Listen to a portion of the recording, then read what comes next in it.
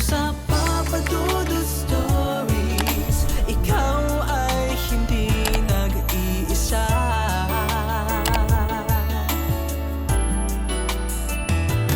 Dito sa Papa Dudut Stories, may nagmamahal sa'yo. Papa Dudut Stories,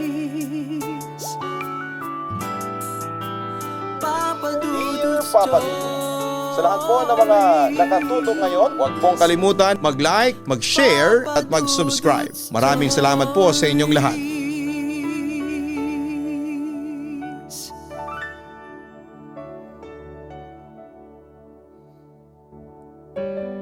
Minsan ang mga masasakit na pangyayari ay nagsisilbing aral para sa atin. Huwag nating hayaang sirain tayo ng mga pagkakamali, kundi gawing lakas upang tayo ay magbago.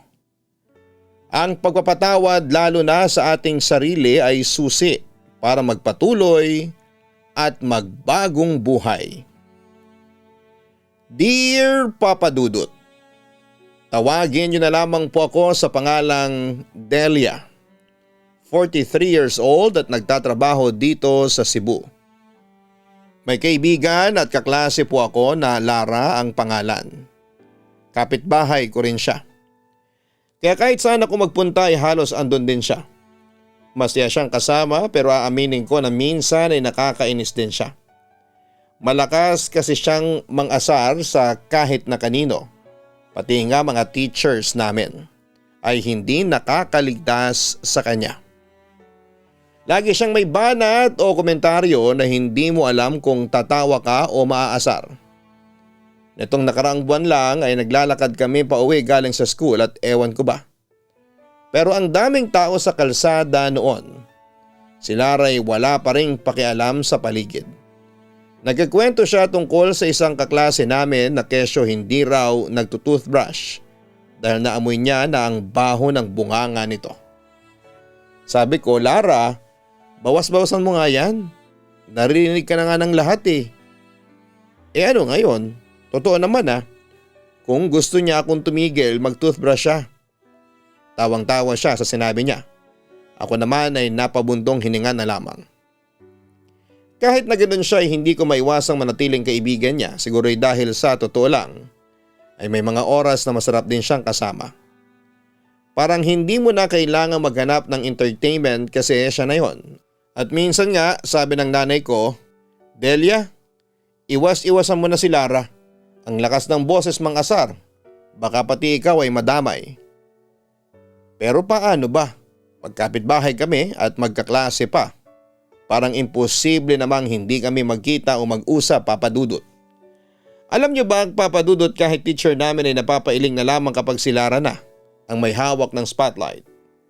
One time may group presentation kami. Leader namin si Lara tapos sabi ng teacher ay class be serious, this is graded. Si Lara imbes na magseryoso ay ginawa pang comedy ang buong presentation namin. Sinabihan pa niya si ma'am ng ma'am chill lang kayo. Gaganda naman kayo kahit na hindi nyo kami pagseryosohin. Ayun tuloy na sermonan kami pagkatapos. Pero si Lara ay wala lang, tawa lang ng tawa. Minsan naisip ko rin na bakit kaya ganun siya. Parang wala siyang takot sa opinyon ng iba. Ang tapang niya pero hindi ko alam kung matapang talaga siya o nagtatapang-tapangan lang. Siguro kaya ako natutuwang manatiling kaibigan niya kasi may mga bagay na kaya niyang gawin na hindi ko kaya. Katulad na lamang noong araw na may nangaaway sa akin. May bagong lipat na pamilya sa kabilang kalsada sa lugar namin. May anak sila na babae, si Jenna. Hindi ko alam kung bakit pero parang inis na inis siya sa akin. Isang araw ay sinabihan niya ako ng Delia, feeling mo ay maganda ka. Kung makaporma ka, akala mo ay kung sino. Hindi ko alam ang sasabihin ko noon, Papa Dudut, at gusto ko siyang sagutin pero natatakot akong baka lumala pa ang sitwasyon. Ang masama pa ay nadinig ni Lara ang lahat. Bigla siyang sumulpot at sinagot si Jenna. Oy Jenna, ano bang problema mo kay Delia? Inggitera ka ba? Kasi kahit wala siyang ginagawa, mas maganda pa rin siya sa'yo. Nagulat ako sa sinabi niya. Napansin ko rin na napahiya si Jenna at mabilis na umalis. Pagkaalis ni Jenna, sabi ko kay Lara ay grabe ka namang magsalita. Ang sagot lang niya, ano ka ba? Ginagawa ko lang kung ano ang hindi mo magawa. Kung hindi mo ipagtatanggol ang sarili mo ay ako na lang ang gagawa. Ewan ko ba.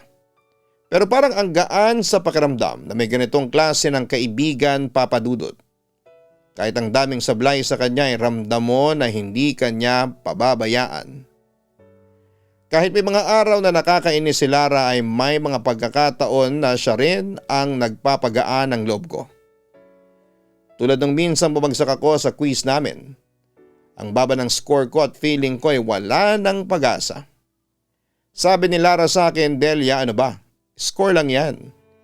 Yung dignidad mo, andyan pa rin. Next time, babawi tayo. Pero ngayon, tara, merienda tayo. Taya ako. Ayun, napilit niya akong ngumiti. Naisip ko tuloy na siguro ay ganun talaga ang totoong kaibigan. Hindi perpekto pero andyan sa oras na kailangan mo. Kahit madalas siyang laitera, alam kong mabuti pa rin ang puso niya. Minsan nga naisip ko na baka ganun siya kasi ayaw niyang makita ng ibang tao na mahina siya. Nang mag-high school kami, nagbago ang marami sa paligid namin. May bago kaming kaklase sa school, si Maya. Narinig ko mula sa kapatid ko na anak siya sa labas ng tatay niya. At alam niyo ba na si Lara, talagang hindi niya pinalampas yon. Para bang ito ang pinakaayaw na bagay ni Lara. Ang magkausap o makasalamuha si Maya. Hindi ko alam kung bakit pero every time na nakikita niyang malapit si Maya, aba may comment na siya na hindi mo na alam kung biro o seryoso na.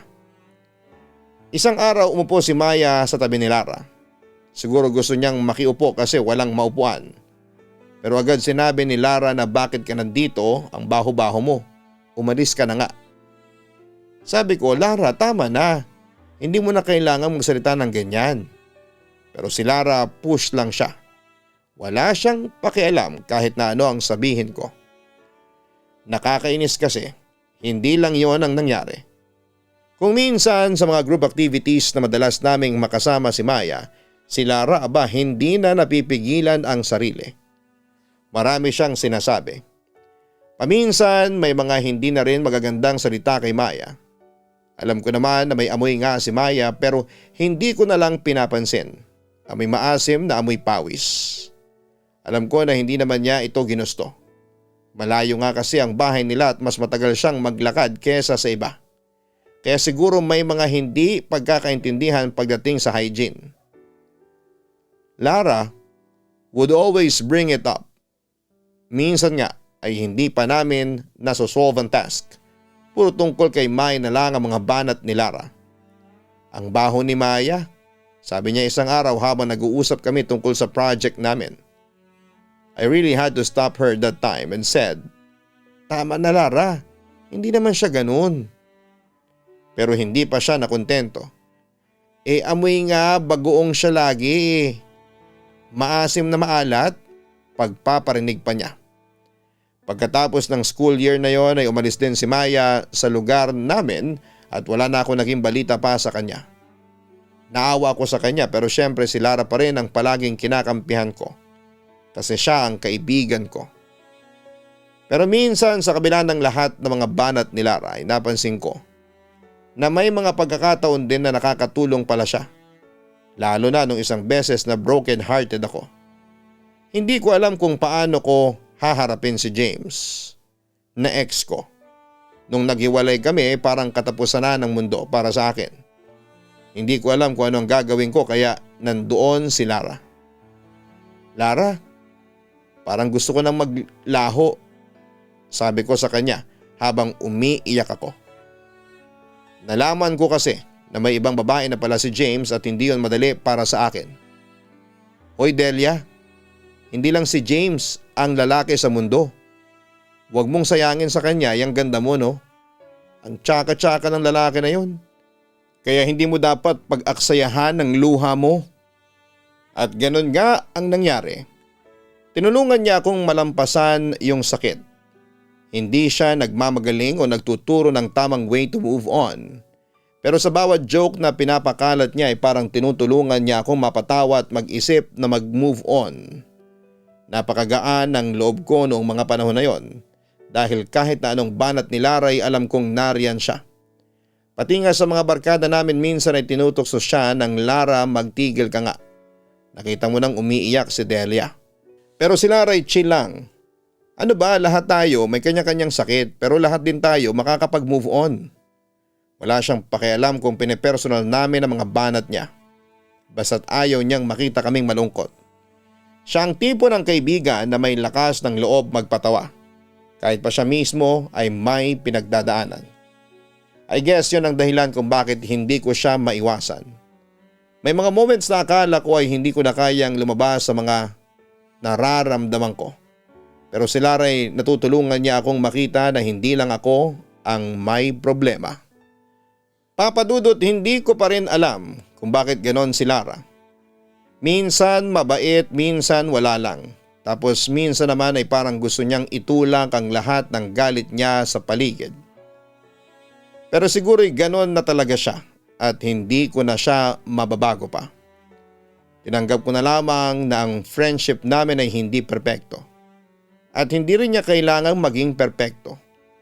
Kung may mga pagkakataong feeling ko ay napipikon ako sa mga sinasabi niya ay naiisip ko na rin na minsan siya lang ang may lakas ng loob na magpatawa sa amin. Kahit na minsan ay medyo offensive, alam ko na walang malis yon sa kanya. Lara will always be Lara, ang kaibigan kong hindi mo alam kung dapat ka bang magtawa o magalit. Pero isang bagay ang sigurado ako. Siya yung klase ng kaibigan na hindi ka iiwanan. Hindi ka pababayaan. Kasi sa kabila ng lahat ng mga asar, sa bawat sakit at broken-hearted na moment ko ay hindi ako nag-iisa. Kung may lalait man, may nakatambay na kaibigan na handang magsabi ng bawal magpatalo. Siguro nga, kaya hindi ko siya iniiwasan. Kasi kahit na ganoon siya yung tipo ng kaibigan na hindi mo kayang ibigay sa kahit kanino. Sa bawat banat at joke, kahit malakas siyang mangasar ay naiisip ko na baka yun lang ang paraan niya para magpakita ng malasakit at pag-aalaga. Kaya kahit minsan nakakainis sa huli, siya pa rin ang kaibigan ko na nandyan palagi. Matapos nga ang ilang taon ay naging magkalapit lang ang mga opisina ng trabaho namin ni Lara. Hindi ko alam kung sadyang tinadhana o talagang may dahilan kaya lagi na lang kaming magkasama. Minsan sabay kaming mag-lunch break. Minsan naman ay sabay sa mga overtime na kailangang tapusin. Hanggang isang araw ay may nangyaring hindi ko malilimutan, papadudot. Sakay ako ng kotse na dinadrive ni Lara at may nakabungguan kaming isa pang sasakyan. Hindi naman grabe ang nangyari pero parehong may gasgas ang sasakyan. Inis na inis si Lara kasi nagasgasan ang sasakyan niya. Pero nakita ko ang dobling inis niya nang makita namin kung sino ang nagmamay-ari ng isa pang sasakyan. Walang iba kung hindi si Maya na dati naming kaklase. Uy Maya, ang ganda ng kotse mo ha, pero baka naman pwede mag-aral ka mag-drive. Sigaw ni Lara habang nakatingin kay Maya. Napatingin ako sa mga mata ni Maya na hindi ko maintindihan kung takot ba siya o gusto lang niyang magpatuloy sa araw na yon.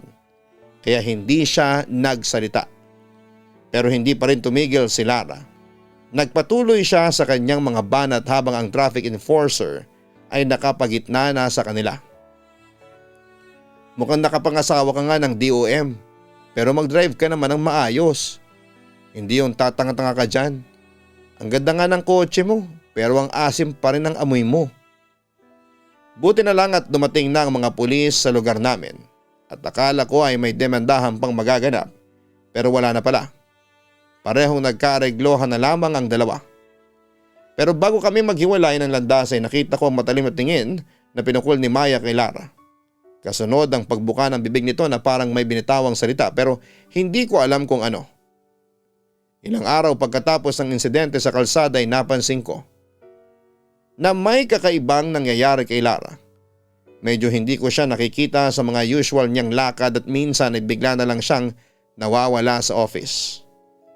Nang tanungin ko siya tungkol dito ay ngumiti lang siya at sinabing wala lang. Siguro'y napagod lang siya kaya gusto niyang umuwi kaagad. Pero ang totoo ay nakikita ko na may kakaiba sa katawan ni Lara. Unang-unang napansin ko ay parang may mga maliliit na sugat sa mga braso at leeg niya. Parang rashes, pero maliliit at dikit-dikit na butlig. Iniisip ko siguro na napagkakamalang ko lang o baka dahil sa init ng panahon kaya parang magaspang ang balat niya. Pero habang tumatagal ay hindi lang siya basta sugat. Parang may mga nana na lumalabas at hindi na normal ang itsura nito. Hindi ko alam kung paano ko sasabihin kay Lara pero nakaka-bother na rin na makita na gano'n ang balat niya. Isang araw habang nagkakape kami sa office ay nakita ko naman siya. At sa pagkakataong ito ay sobrang kitang-kita na ang mga sugat sa braso at leeg niya. Lara, okay ka lang ba? Napansin ko na parang may mga sugat ka sa braso. Tanong ko. Medyo nag-aalangan pero gusto ko siyang matulungan. Tumango siya. Pero may kakaibang pag-iwas sa mga mata niya. Oo naman, baka heat rashes lang yan. Sagot niya sabay tawa na medyo parang may tinatago. Pero hindi ko talaga matiis. Lara, hindi ganyan ang heat rashes. Para may infection ka yata sa balat, ang sabi ko. At napansin ko ang pag-alala sa mukha niya. Siguro ay nadaman niyang hindi ko siya inaasar kaya nag-decide siyang magsabi ng totoo. Alam mo Delia, may nangyari kasi. Parang hindi ko alam kung paano pero lumala siya. Parang naging infection na nga siya. Sagot niya habang hawak-hawak ang mga braso niya. Nagpa-check up naman ako sa derma pero hindi pa rin siya gumagaling talaga. Naawa ko kay Lara. Alam ko na hindi siya yung tipo ng tao na madaling magpakita ng kahinaan. Kaya sumama ako sa kanya. Pumunta tayo sa ibang derma. Pwede kitang samahan. Sabi ko at tinanggap niya ang ko. Nang magpunta kami sa ibang dermatologist, sinabi ng doktor na kailangan niyang gumamit ng mga antibiotics at ilang topical ointment para sa mga sugat niya. Binigyan siya ng gamot at inutusan na huwag magpawis at iwasan ang mga matinding init. Minsan kasi kapag hindi agad nalunasan ang ganitong klase ng infeksyon ay lalo pang lumalala.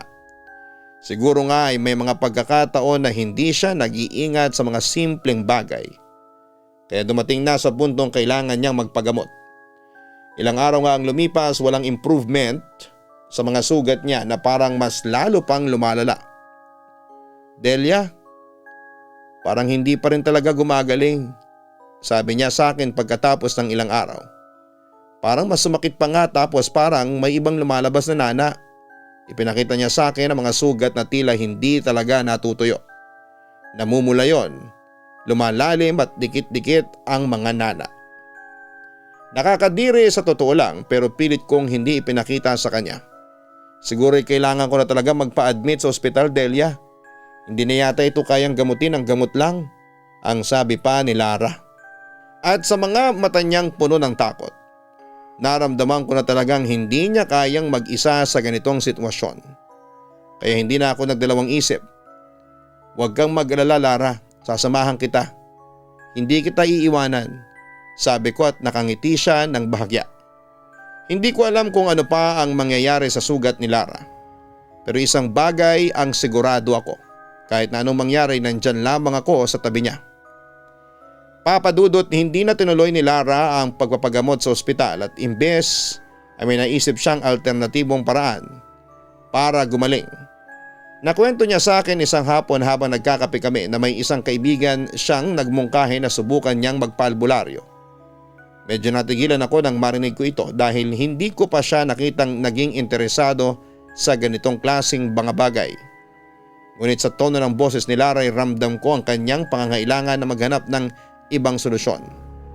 Delia, may nagsabi sa akin na baka magbago ang lahat kung magpaalbularyo ako. Iba raw kasi yung herbal na gamot na ginagamit nila, ang sabi ni Lara na may kaunting kaba sa kanyang mga mata. Habang ina-absorb ko ang mga salita niya, inisip ko kung tama bang magtiwala siya sa ganitong uri ng pagpapagamot. Pero sa kabila ng lahat ay nakita ko naman na malalim na ang pinagdadaanan ni Lara. At sa mga ganitong oras ay alam kong kailangan niyang subukan ang lahat ng paraan upang gumaling na siya. Kung yun ang gusto mo, Lara, susuportahan kita. Pero baka naman may iba pa tayong pwedeng gawin. Maghanap na lang tayo ng ibang doktor o espesyalista. Tanong ko sabay pisil sa kanyang kamay. Pero umiling siya at nagdesisyon na siya. Magpapaalbularyo na lang siguro ako, ang sabi pa ni Lara. Sinamahan ko si Larang magpaalbularyo at ang sabi ng matandang lalaki na gumagamot sa kanya, nakulam daw si Lara ng isang babaeng may matinding galit sa kanya. Binulungan siya ng albularyo at sinabi nito na gagawin ang lahat para matapos ang kulam na yon. Doon inamin ni Lara na meron siyang paulit-ulit na napapanaginipan. Isang babae na ramdam niyang matinding galit sa kanya. Lumipas ang ilang araw, kinuwento niya sa akin na napanaginipan na naman niya ang babae. Napanaginipan ko ulit siya, Delia, sabi ni Lara sa isang gabing tahimik. Yung babae sa kwarto ko, galit na galit siya at parang gusto niya akong buhusan ng asido. Sobrang takot na takot na ako pero hindi ko alam kung anong ibig sabihin nun. Napangiti ako ng kaunti na para bang hindi ko kayang pagtuunan ng pansin ng takot na nararamdaman niya. Siguro lang stress ka lang, Lara. Baka naman ang mga panaginip mo ay epekto lang ng takot at sakit mo ngayon, sabi ko habang sinusubukang pagaanin ang loob niya. Pero hindi natigil si Lara. Hindi, Delia. Hindi ko na kayang tiisin to, parang may message siya na hindi ko maintindihan. Galit siya sa akin. Galit na galit. Para kong pinagmumultuhan ng hindi ko maintindihan. Ipinakita niya sa akin ang mga kamay niyang nanginginig at ang mga mata niya ay puno na ng takot. Doon ko naramdaman na hindi na lang basta panaginip ang nararanasan niya. Parang isang sumpa o kakaibang presensya na dumadapo sa kanyang buhay. Naisip ko na baka dahil sa mga kasalanan ko noon, kaya may nangyayaring ganito sa akin. Naalala mo yung kaklase natin nung high school na laging inaaway ko? Siya yung babae sa panaginip ko. Galit siya sa akin kaya siguro niya ako pinakulam. Kwento ni Lara habang nanginginig ang boses niya. Nag-isip ako ng mabuti, siguro ay may mga koneksyon ang lahat ng ito sa mga bagay na hindi pa niya napapatawad o mga tao na nasaktan niya noon. Madalas siyang mangasar at manglait ng ibang tao at pwedeng ang mga hindi niya na-resolve ang issue noon ay siya na ngayong bumabangon laban sa kanya sa mga hindi inaasahang paraan. Alam mo, Lara, hindi pa huli ang lahat. Hindi mo kailangang i-carry ang mga kasalanan mo ng mag-isa. Kung yun ang nagiging dahilan ng mga nangyayari, pwede mo pang itama, sabi ko sa kanya sabay tapik sa kanyang balikat. Nakakahiya nga, Delia. Hindi ko rin alam kung paano ko maaayos ang lahat, sagot ni Lara at bahagyang tumango siya na parang may mga pag-aalinlangan pa rin sa kanyang isipan. Baka nga eto na ang karma ko. Kahit na hindi ako sigurado kung may epekto nga ang karma, alam kong hindi naman talaga masamang tao itong si Lara. Maraming pagkakataon na nakita ko siyang matulungin at maasahan, kaya hindi ko siya kayang i-judge ng basta-basta. Kaya naman kahit gaano pa nakakatakot ang mga panaginip na yon ay pinili kong hindi siya iwanan. Kaya natin to, Lara. Magtulungan tayo. Kung ano man yan, maaayos natin to. Patuloy ang mga gabi ng masamang panaginip at takot kay Lara. Parang isang serye ng mga karanasan na hindi niya kayang itigil. Pero hindi siya nawala ng lakas ng loob na harapin ito. Sa mga sumunod na linggo ay nagpatuloy kami sa pagsubok ng iba't ibang paraan ng pagpapagaling. Pero isang bagay lang ang sigurado ko. Ano man ang dahilan ng kanyang takot ay hindi ko siya pababayaan. Papadudot lumala pa ang mga sugat ni Lara, hindi na lang ang mga braso at likod niya kundi pati na rin ang mukha niya. Parang may mga paltos na naglalabasan at tila ba isang masamang pangitain ang bawat araw na lumilipas. Mas nakakadiri na ang itsura niya. Yung mga sugat na parang umabot na sa mga bahagi ng katawan na hindi na niya kayang itago. Lagi naka long sleeve itong si Lara. At ang amoy na nagmumula sa mga sugat niya ay talagang malansa. Kahit na anong gamot o ointment ang gamitin ay wala ng epekto. At habang lumilipas sa mga araw ay mas lalong lumalala ang kalagayan niya. Laging sinasabi ni Lara na parang may mga multo sa kanyang paligid Mga hindi nakikitang presensya na tila gusto siyang patayin at para bang may nagmamasid sa bawat galaw niya. Hindi ko kayang makita siyang ganito pero alam kong wala na kaming magagawa pa. Nang muli kaming pumunta sa isang albularyo ay sinabi ng albularyo na may kumukulam daw talaga sa kanya. Isang babae na galit sa kanya. Isang babae na matagal nang galit sa iyo, sabi pa ng albularyo habang tinitingnan ang mga sugat ni Lara. Galit na galit siya sa iyo, kaya't nagkaroon ka ng ganitong kondisyon.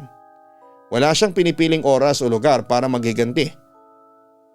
Isa lang ang pumasok sa isipan namin ng mga oras na yon. Yung dating kaklase namin, yung batang pinagtitripan ni Lara noong high school. Siya lang ang babae sa isip ni Lara na may dahilan para magalit sa kanya. Hindi ko alam kung papaano pero yung mga galit na pangaasar ni Lara kay Maya noon, yung kaklase naming lagi niyang inaaway, tapos ay nakabungguan pa niya ng sasakyan. Siguro siya ang naging sanhi ng lahat ng ito. Puno kami ng kaba at takot sa mga narinig namin mula sa albularyo pero wala kaming magawa. Sinubukan pa naming hanapin si Maya pero hindi na namin siya matagpuan. Wala na kaming kontak sa kanya at parang siya na rin mismo ang naglaho. Habang patuloy ang paghahanap namin ay dumating ang pinakamadilim na araw para kay Lara. Isang gabi habang nag-uusap kami sa isang sulok ng kanyang kwarto ay bigla siyang naluha. Parang isang kahinaan na hindi ko nakita sa kanya noon. "Delia?" sabi niya sa akin habang pinapahid ang kanyang mga mata. "Hindi ko na kaya. Sobrang sakit na." Bago pa ako makapagsalita ay bigla siyang nawala ng malay. Dali-dali ko siyang dinala sa ospital ngunit hindi na rin siya naisalba. Ang mga sugat na nagsimula sa kanyang braso ay umabot na sa buong katawan niya kabilang na ang mukha niya. Mabilis siyang nahirapang huminga at hindi na siya nakaligtas sa huling pagkakataon.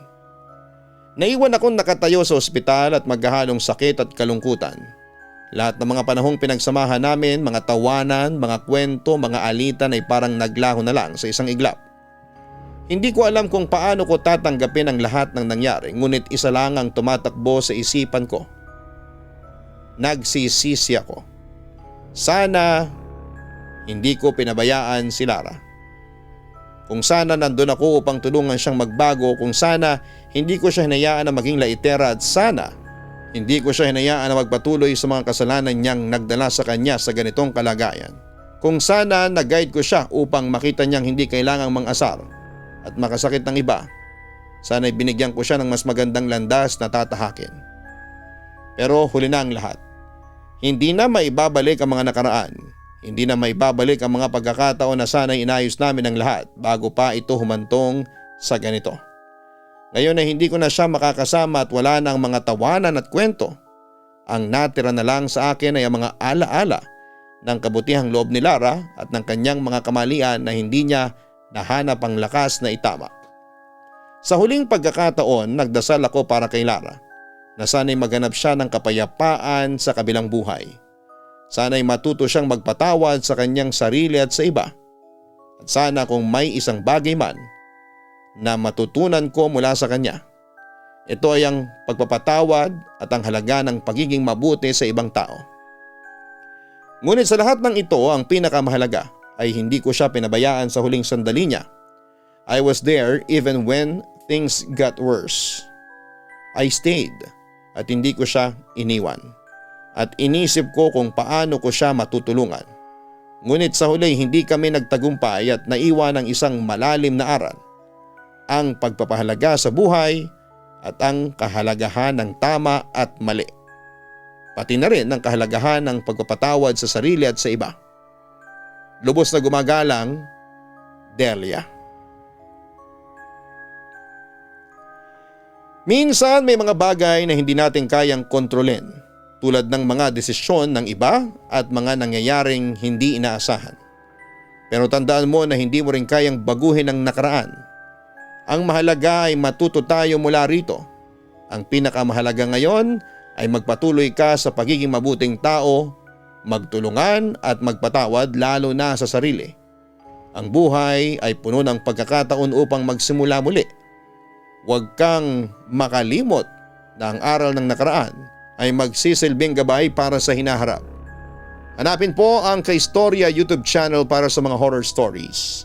Ang Gian Gianna Vlogs para sa aming weekly family vlogs. Salamat po sa mga subscribers ng iba naming channel at sa mga magsusubscribe pa lang.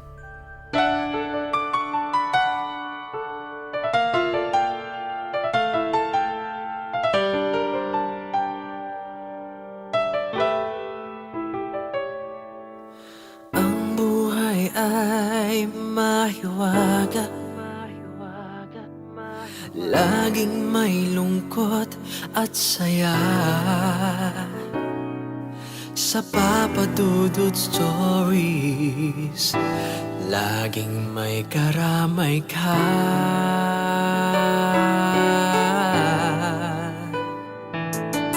Mga problemang kaibigan, dito ay pakikinggan ka. Sa Papa Dudut Stories, kami ay iyong kasama. Dito sa Papa Dudut Stories, ikaw ay hindi nag-iisa.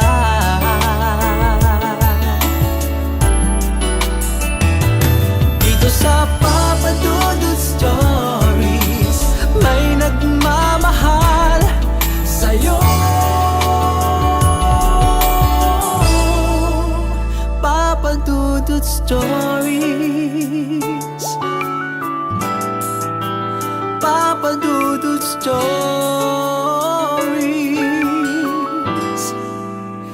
Papa Dudut Stories.